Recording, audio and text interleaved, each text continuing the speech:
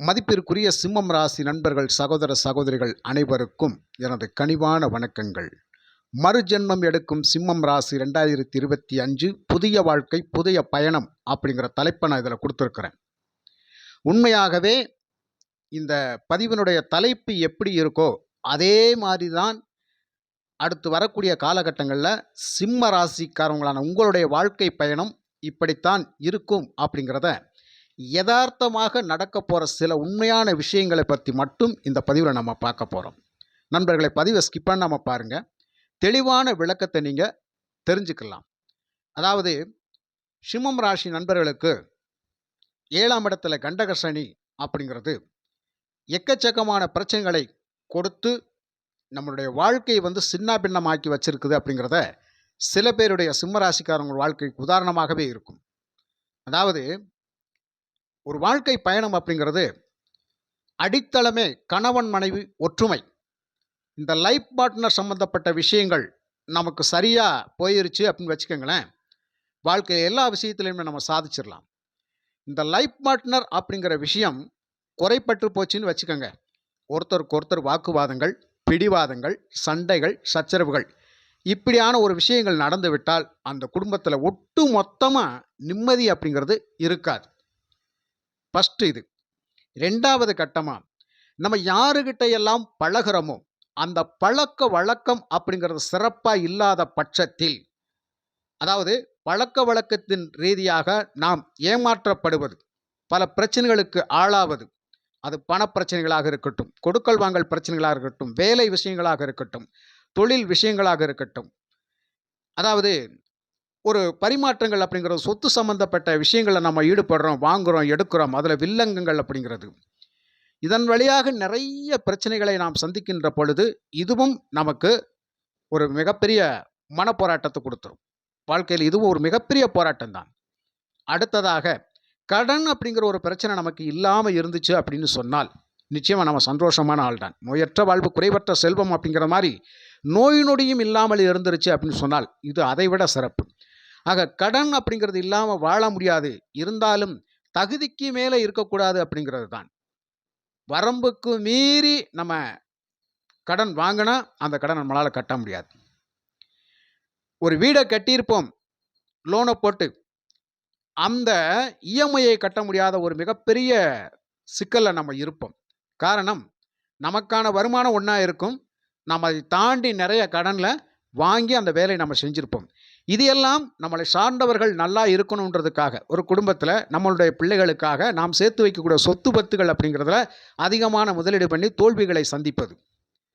கடைசியில் என்னாகும், நாம் இறுதி கால பயணம் அப்படிங்கிற போது இந்த கடனாலேயே நம்மளுடைய மனசை பாழ்படுத்திடும், வாழ்க்கையே மிகப்பெரிய கேள்விக்குறியாக்கி நம்மளை சிந்திக்க வச்சிடும். அதனாலேயே நம்ம நோய்வாய்ப்பட்டுருவோம், கடனை நினச்சி நினச்சி நிம்மதி போயிடும். ஒரு நண்பருக்கு பணம் வாங்கி கொடுத்துருப்போம், அந்த பணத்தை அவர் திரும்ப செலுத்தாத வரைக்கும் அதுக்கு நாம தான் பணைய கைதி. அவங்களுக்கு கடன் கொடுத்தவர்கள் நம்மளை பிடிச்சு உட்கார வச்சுக்கிடுவாங்க. இது மாதிரியான நிறைய நண்பர்கள், சிம்மராசி நண்பர்கள் நிச்சயமாக இருக்கிறீங்க, இப்படி ஒரு பிரச்சனையிலும் இருக்கிறீங்க. காதல் சம்பந்தப்பட்ட விவகாரங்களில் ஈடுபட்டு மிகப்பெரிய தோல்விகளை எல்லாம் நாம் சந்தித்து கொண்டிருக்கின்ற சில சிம்மராசி நண்பர்கள் உண்டு. பல பேருக்கு வாழ்க்கை அப்படிங்கிறது சக்ஸஸாக இருந்தாலும் வாழ்க்கையை தொடங்கினதுக்கப்புறம் தான் அந்த வாழ்க்கையில் ஏகப்பட்ட பிரச்சனைகளை நம்ம சந்திச்சுக்கிட்டு இருப்போம். ஆனால் காதல் அப்படிங்கிற சக்ஸஸ் ஆகி போனாலும் அங்கேயும் ஒரு பிரச்சனை இருக்குது. காதல் வாழ்க்கையிலேயே மிகப்பெரிய மனக்குழப்பம், மனப்போராட்டம், பிரிவினைகளை எல்லாம் சந்திச்சுட்டு சங்கடப்பட வேண்டிய சூழ்நிலையிலெல்லாம் இந்த சிம்மராசி நண்பர்கள் பாதிக்கப்பட்டுக்கிட்டு தான் இருக்கிறீங்க. இதெல்லாம் கடந்த காலம் மட்டும் கிடையாது, ஒரு குறிப்பிட்ட காலங்களாகவே இதுதான் சிம்மராசிக்கு. இப்படியாக நிறைய விஷயங்களில் நாம் பின்னடைவை சந்திக்கிறோம். பிள்ளைகள் மீது அபரிதமான பாசங்களை வைத்துவிட்டு அவர்களுக்காக நிறைய ஒரு செலவுகளை செய்து அவங்கள மகிழ்விக்கிறதுக்காக செஞ்சவனுடைய தன்மை, அந்த வேலை அப்படிங்கிறது நமக்கு மிகப்பெரிய நெருக்கடிகளை கொடுத்து மீள முடியாத ஒரு சூழ்நிலையில் இருப்போம். இதெல்லாம் ஒரு குறிப்பிட்ட எல்லையை தாண்டி போகிற போது, ஆனாலும் பாசம் வச்சுட்டா நமக்கு அது கட்டுப்பட்டுத்தான் ஆகுன்ற மாதிரி, யார் மேலே நம்பிக்கை வச்சாலும் அந்த நம்பிக்கைக்கு துரோகம் பண்ணக்கூடாது அப்படிங்கிற மாதிரியான அமைப்பில் தான் இந்த மாதிரியான வேலைகள் எல்லாம் நடந்து போகின்றது. கடந்த காலகட்டத்தில் பார்த்தீங்கன்னா வேலை செஞ்சுக்கிட்டே இருந்திருப்போம், அந்த வேலை நிம்மதி இருந்திருக்காது. செஞ்ச வேலையை விட்டுட்டு வேற வேலைக்கு போய் தேடி வேலை தேடி நிறைய பேருடைய வாழ்க்கை அப்படிங்கிறது அந்த வேலை தேடல தான் இளைஞரோட வாழ்க்கை நிறைய பேர் இருக்கும். சில பேர் வேலை செய்கிற இடத்துல நிம்மதியாக வேலை செய்ய முடியாது. இப்போ வருமானம் வேலை செய்கிற இடத்துல நிம்மதியாக வேலை செஞ்சு வருமானம் வந்தால் தாங்க குடும்பத்தை நல்லா ஓட்ட முடியும். ஆக தொட்டதிலெல்லாம் அடிதான் விழுகுதே தவிர அதை தூக்கி நிறுத்தும் அளவுக்கு நமக்கு ஒரு சந்தோஷமான நிகழ்வுகள் அப்படிங்கிறது நடக்க மாட்டேங்குது. இப்போ இப்படியெல்லாம் மீண்டு நம்ம வெளியில வரப்போறோம். இதிலெல்லாம் மீண்டு வெளியில வந்துருவோம். அப்ப ஒரு காலகட்டத்தில இந்த சிம்மராசி நண்பர்கள் சில நேரங்கள்ல எப்படியெல்லாம் யோசிக்க வேண்டிய கட்டாயம். என்னடா வாழ்க்கை இது? என்னடா பிறவி இது? என்னடா ஜென்மம் இது? ஏன்டா இந்த சிம்ம ராசியில பொறந்தோம்? எப்ப பார்த்தாலும் தோல்வி, துயரம், துன்பம் இதான நம்ம அனுபவிக்கக்கூடியது. இந்த சிம்ம ராசி இதைத்தான் செய்யுமா? ஐயா, சிம்ம ராசி ஆளுமை பவர், நிர்வாக திறமை, நான் தான் முதலிடத்தில் இருக்க வேண்டும் அப்படிங்கிற அந்தஸ்து கௌரவத்தை தேடி பெறக்கூடிய ராசி. அதனால தான் நாம இறங்கி போய் ஒரு வேலையை செய்யறதுக்கு நம்ம மனசு கூசும். நம்ம எப்பவுமே 10 பேருக்கு மேலேயே இருக்கணும் அப்படின்னு சொல்லி நம்ம நினைக்கிறதுனால தான் சில நேரங்கள் நாம் பின்னடைவை சந்திக்கின்றோம். ஆனா அதை விட்டுட்டு இறங்கி போய் அடிமட்டத்தில் இறங்கி வேலை செய்யறதுக்கு மனசு இடம் கொடுக்காது. அப்ப தன்னைத்தானே கௌரவப்படுத்தி ஒரு உயர்ந்த இடத்துல அந்தஸ்துல வச்சு தான் வாழணும்னு நினைக்கிற ஒரே ராசி அப்படிங்கிறதுனால தான் அந்த ஆளுமையை நோக்கியே போயிட்டு இருக்கும். யாருக்கும் பிடி கொடுக்காம, விட்டு கொடுக்காத ஒரு தன்மையெல்லாம் இப்படி இருந்துகிட்டே இருக்கும். அப்ப அந்த விட்டு கொடுக்காத தன்மை தானே நம்ம வாழ்க்கையில நம்மளை இப்படி வச்சிருக்கே தவிர, ஆனால் விட்டு கொடுத்தாலும் நான் கெட்டு போய் தானையா இருக்கிறேன். அதுவும் உண்மைதான். ஏன்னா சிம்மராசிக்கு 7ஆம் இடம் மட்டும் சனி பகவானுடைய வீடு. யாரும் சப்போர்ட் பண்ண மாட்டாங்க. சப்போர்ட் பண்ற மாதிரி வருவாங்க, காலவாரி விட்டுருவாங்க. ஆனா ரொம்ப நம்பிக்கையா நடக்கிற மாதிரி இருப்பாங்க, நம்பிக்கை துரோகம் பண்ணிருவாங்க இந்த சிம்மராசி நண்பர்களுக்கு. இதனாலேயே முக்கால்வாசி இந்த சிம்மராசி அடிபட்டு நொந்து நூலாகி வாழ்க்கையில ஒரு மிகப்பெரிய போராட்டத்தை சந்திச்சுக்கிட்டு இருக்கும். அதனால சிம்மராசி நண்பர்கள் வேகமா மற்றவங்க ஏமாத்திடுறாங்க. ஏன்னா அவங்க மேல வைக்கிற நம்பிக்கை அப்படிங்கிறது அந்த அளவுக்கு இருக்கும். இந்த சிம்மராசிக்காரவங்க அடுத்த மேல அவ்வளோ தூரம் ஒரு இளகிய மனப்பான்மையோட கருணை குணத்தோட நம்ம நம்பிக்கை வைக்கிறது தான் மற்றவங்க நம்மளை எளிமையா ஏமாத்திட்டு போயிடுறாங்க. அதனால இதுக்கு முன்னாடி நாம எப்படி இருந்தோமோ அதை விட்டுருங்க. இப்போ நம்ம ஒரு மறுஜென்மம் எடுக்கிற மாதிரி தான். நிச்சயமாக ஒரு நல்ல அமைப்பில் நம்ம இருக்க போகிறோம் அப்படிங்கிறது தான். இந்த 2025 மார்ச் 29க்கு மேலே சனி பகவான் அஷ்டமத்தில் வர்றாரு. அஷ்டமம் அப்படின்னா எல்லாத்துலேயும் கவனமாக இருங்கன்னு அர்த்தம். முதலீடு பண்ணுறீங்களா? கவனம். பேச்சுவார்த்தை பேசுகிறீங்களா? கவனம். பகலில் பார்த்து பேசு, நைட்டில் தானும் பேசாது அப்படிங்கிற சொல்கிற மாதிரி இந்த அஷ்டமஸ்தானம். எந்த விஷயத்துலனாலும் சரி, ஒரு வேலை செய்கிற இடத்துல ஒரு அதிகாரிகளை பற்றியோ ஒரு கீழ்மட்டத்தில் இருக்கிற ஊழியர்களை பற்றியோ ஒருத்தருக்கு ஒருத்தர் பேசாமல் இருந்துக்கிறணும். இந்த போட்டு கொடுக்குற வேலைகள்லாம் செய்யக்கூடாது. அப்போ நம்ம ஏதாவது சொல்லி நம்ம நல்ல பேர் வாங்கிட்டு நமக்கு தேவையை பயன்படுத்திக்கலாம் அப்படின்னு நினைக்கிறோம். இந்த இடத்துல நம்ம கெட்டாத பேர் தான் வரும். ஏன்னா 8ஆம் இடம் பதவியில் கை வைக்கக்கூடிய அமைப்பு. அஷ்டமத்தில் சனி இருந்தால் பதவியில் கை வைப்பார், பதவியை கொடுப்பாரு. ஆனால் நீடித்து அதில் வேலை செஞ்சு நெருக்கடியை சந்திக்க விட்டுருவார் அப்படிங்கிறது. இதுதான் அஷ்டமம் அப்படிங்கிறது.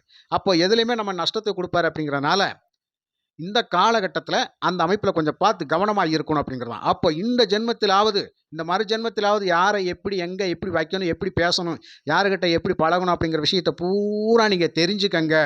தெரிஞ்சுக்கிட்டு ரொம்ப கவனமாக பயணிங்க. உடல் ஆரோக்கிய சம்பந்தப்பட்ட விஷயங்களில் கவனமாக இருங்க. தினமும் எக்ஸசைஸ் பண்ணுங்க. அது மிகப்பெரிய வலுவை கொடுக்கும் உடல் பலத்துக்கு. புரியுதுங்களா? அந்த மாதிரி ஒரு அமைப்பு 8ல் சனி இருந்தாலும் சிம்மத்துக்கு சனி பகை. அவர் 8ல் மறைவது அருமைதான். அவ்வளோ தூரம் நம்ம பாதிக்கப்பட மாட்டோம். 11ஆம் இடத்தில் குரு பகவான். இவர் ஒருத்தர் தாங்க லாபங்களை வாரி வழங்கக்கூடிய தன்மையில் இந்த சிம்மராசிக்காரங்களை வைக்க போகிறார். 5ஆம் பார்வை 3ஆம் இடம். என்ன வேணாலும் செய்ய முயற்சி வெற்றி. 3ஆம் இடம் தைரிய வீரஸ்தானம், முயற்சி வெற்றி ஸ்தானம். சிறு தூர பயணங்களை குறிக்கக்கூடிய இடம். நல்ல தகவல்கள் நமக்கு கிடைக்கக்கூடிய இடம். ஆக ஐடி டிபார்ட்மெண்ட்டில் இருக்கிற, பத்திரப்பதிவு துறையில் இருக்கிறவங்க, டாக்குமெண்ட் சம்மந்தப்பட்ட விஷயத்தில் இருக்கிறவங்க, இப்படி ஏஜென்ட், மார்க்கெட்டிங் இந்த மாதிரியான வேலைகள் செய்யக்கூடியவங்களெல்லாம் மிகப்பெரிய அற்புதமான வளர்ச்சியை சந்திப்பீர்கள். இது நிச்சயம் உண்மை. அப்போ பணம் பொருள் செல்வாக்கியம் முதல்ல தான் அள்ளி குவிக்க போகிறோம் அப்படிங்கிறது தான். அதை குரு பகவான் லாபஸ்தானத்திலிருந்து 7ஆம் பார்வையாக உங்களுடைய 5ஆம் இடம் அதிர்ஷ்டஸ்தானத்தை பார்க்குறார். நிச்சயமாக உண்டுங்க. நிச்சயமாக அதிர்ஷ்டம் உண்டு சிம்மராசி நண்பர்களுக்கு. இந்த 5ஆம் இடம் அப்படிங்கிறது பூர்வ புண்ணியஸ்தானத்தில் ஆதாயம் இருக்குது, புத்திரர்கள் வெளியில் ஆதாயம் இருக்குது, குழந்தை பேரு நிச்சயமாக இருக்குது, காதல் சம்பந்தப்பட்ட விவகாரங்கள் வெற்றி அடையும், போட்டி பந்தயங்களில் கலந்துக்கிட்டு நம்ம அதிர்ஷ்டத்தை பெறுவோம். அதனால் அதிர்ஷ்டஸ்தானம் வலுப்பெறுது. அப்போ குழந்தை பேரு நீண்ட நாட்களாக குழந்தை பேருக்காக காத்திருக்கிறேன், நிச்சயமாக குழந்தை பாக்கியம் கிடைக்கும். கல்யாணம் நிச்சயமாக நடக்கும்.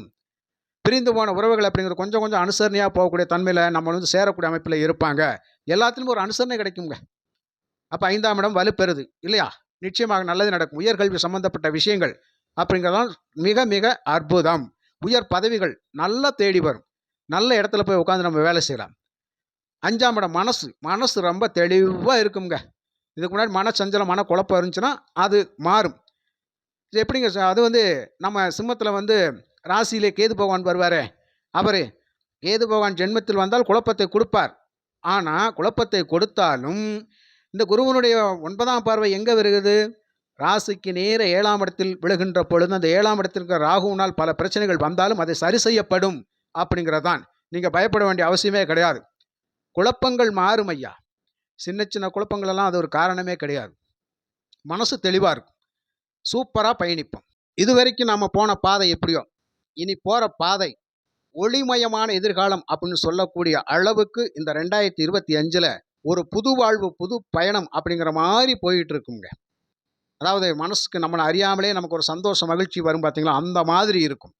இந்த மார்ச் 29க்கு மேலே அடுத்தடுத்து ராகு கேது பயிற்சிகள், குரு பயிற்சி, அந்த 29ஆம் தேதி சனி பயிற்சி.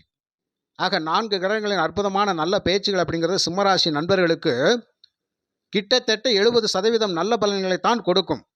நெகட்டிவ் அப்படின்னு சொன்னால் யாருக்கும் ஜாமீன் போடாதீங்க, யாருக்கும் வாக்கு கொடுக்காதீங்க, எதுக்கும் நானாச்சுன்னு சொல்லி போய் முன்னாடி நிற்காதீங்க. பயணங்களில் கொஞ்சம் கவனமாக இருங்க. உடல் ஆரோக்கிய சம்மந்தப்பட்ட விஷயங்களில் கவனமாக இருங்க. எப்பவுமே நல்ல ஒரு எக்ஸசைஸ் பண்ணிக்கோங்க. யோகாசனம், தியானமெல்லாம் கரெக்டாக பண்ணுங்க. நல்லா இருக்கும், அற்புதமாக இருக்கும். அதுக்கப்புறமா நரம்பு சம்மந்தப்பட்ட விஷயங்கள், அதில் நமக்கு ஏதாவது கோளாறுகள் வந்தால் நிச்சயமாக உடனே ட்ரீட்மெண்ட் எடுத்துக்கிறணும். அதில் ரொம்ப கவனமாக இருங்க. இப்படியாக நெகட்டிவான விஷயங்கள் அப்படிங்கிறது நமக்கு இதைத்தான் செய்யும். இந்த அளவு தான் இருக்கும். அதுக்கு மேலெல்லாம் ரொம்ப பாதிப்பு கொடுக்கக்கூடிய அளவில் வந்து உங்களுக்கு இந்த காலகட்டம் இல்லை. எல்லாத்தையும் சரி செய்யக்கூடிய அமைப்பில்தான் உங்களுடைய 5ஆம் அதிபதி லாபஸ்தானத்தில். ஒன்று புரிஞ்சுக்கங்க நண்பர்களே, 5ஆம் அதிபதி லாபத்தில் இருந்தால் அதிர்ஷ்ட வாய்ப்புகள் அப்படிங்கிறது அடிக்கடி சிம்மராசி நண்பர்களுக்கு கிடைச்சிக்கிட்டே இருக்கும். நம்மளுடைய அபிலாஷைகள் அத்தனையும் பூர்த்தியாகுங்க. ஆசைகள் அத்தனையும் பூர்த்தியாகும். தேவைக்கு மேல் பணம், தேவைக்கு மேல் வருமானம், இப்படி ரொம்ப ரொம்ப சிறப்பாக இருக்கும். ஏன்னா 11ஆம் இடம் லாபம் அப்படிங்கிறது அது வந்து கரெக்டாக நமக்கு ராசிக்கு 5ஆம் அதிபதி குரு பகவான். அவர் அஷ்டமஸ்தானபதியாக இருந்தாலும் கூட லாபஸ்தானத்திற்கு செல்லுகின்ற பொழுது பதவியையும் கொடுப்பார். அந்த பதவியில கொஞ்சம் கவனமா இருந்தேன்னா பல லாபங்களை நீ ஈட்டலாம் அப்படிங்கிறதா. நல்ல ஆதாயம் இருக்குது. அப்ப தக்க வச்சுக்க. எல்லாத்தையும் கொடுப்பேன், ஆனா ஏமாந்து எதையும் விட்டுறாத. உன்னை ஏமாற்றக்கூடிய நண்பர்களும் இந்த காலகட்டத்தில் வருவாங்க. உறவுகளும் அதே மாதிரி தான் இருக்கும். அப்போ இதுக்கு முன்னாடி தூக்கி எறிந்த உறவுகள் நீங்க நல்லா இருக்கிற போது வந்து உங்ககிட்ட ஐஸ் வச்சு இணைய பார்ப்பாங்க. அவங்க கிட்ட கொஞ்சம் கவனமா இருங்கன்னு தான் சொல்றோம். வேற ஒன்றும் கிடையாது. ஆக சிம்ம ராசி நண்பர்கள், சகோதர சகோதரிகளுக்கு உண்மையாகவே இது வந்து ஒரு மறுஜென்ம வாழ்க்கை மாதிரி தான். ஏதோ மீண்டும் அதெல்லாம் பாதாளத்திலிருந்து வெளியே வந்துட்டோம்டா, மிகப்பெரிய துன்பத்திலிருந்து கஷ்டத்திலிருந்து மீண்டு வெளியே வந்துட்டோம் அப்படிங்கிற மாதிரியான ஒரு அமைப்பு தான் நமக்கு இப்போ. ஆனால் இந்த 2.5 வருஷ காலம் அப்படிங்கிறது கொஞ்சம் நமக்கு 100க்கு 70% நல்ல பலனை கொடுக்கும். அதுக்கப்புறம் அடுத்தடுத்து சனி பகவான் பாகிஸ்தானத்துக்கு போவார், 10ஆம் இடத்துக்கு போவார். நல்லது பலது செய்து கொடுக்கக்கூடிய அமைப்பில் இருப்பாங்க. அதனால் நண்பர்களே, உங்களுக்கு குறைகள் ஒன்றும் இல்லை, எல்லாம் நிறைகளே. அதனால் சிம்மராசி நண்பர்கள் சந்தோஷத்தோடு இருங்க. எல்லாமே சக்ஸஸ் தான். கண்டிப்பாக நீங்கள் லட்சுமி நரசிம்மரை வழிபடுங்க, முருகப்பெருமானை வழிபடுங்க. ஒரு குறையும் உங்களுக்கு வராது நண்பர்களே. மற்றும் ஒரு நல்ல பதிவில் நான் உங்களை சந்திக்கின்றேன். நன்றி, வணக்கம்.